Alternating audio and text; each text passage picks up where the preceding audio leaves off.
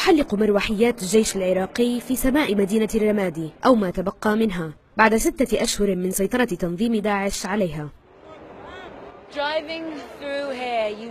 بمجرد السير من هنا يراودك شعور بما حل بهذه المنطقة من خراب ودمار، فالأماكن التي لم تدمر بسبب الغارات الجوية والمعارك البرية فخخها داعش لتفجيرها. المدينة العراقية سقطت في أيدي التنظيم المتطرف في مايو أيار من العام الماضي، ومنذ ذلك الحين قاتلت القوات العراقية من أجل استعادتها في معركة شرسة وبتقدم بطيء.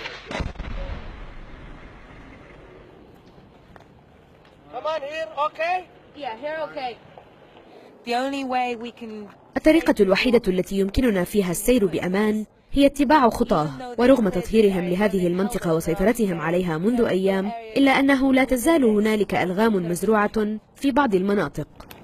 وبينما تواصل القوات العراقية معركتها في مدينة الرمادي والتي كانت يوما ما موطنا لقرابة 1,000,000 مواطن، أخبرنا أن أكثر من 1000 أسرة ربما ما زالت عالقة تواجه الموت وسط الأنقاض.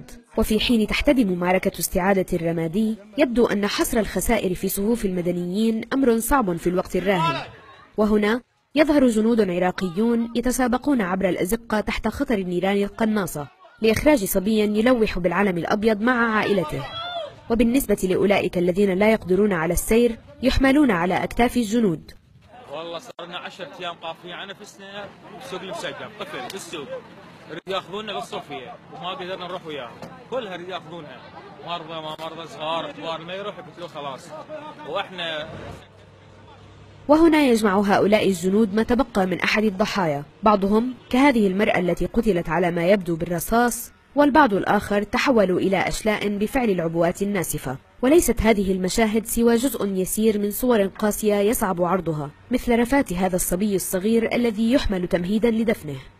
ولا يزال أنقاض حكم داعش ظاهرا في بعض المناطق بمدينة الرمادي.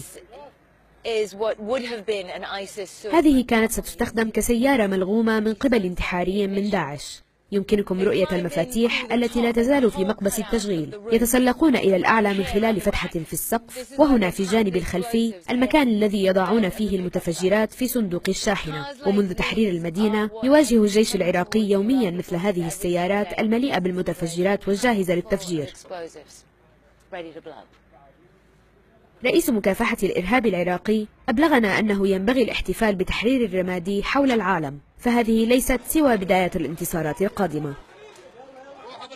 وبينما يحل الليل في الرمادي تتواصل عملية إنقاذ المزيد من الأسر الفارة من المعارك، ولا تستطيع هذه الفتاة الصغيرة التوقف عن البكاء، فبالنسبة لها كل ما يهمها الآن هو أنها باتت في أمان.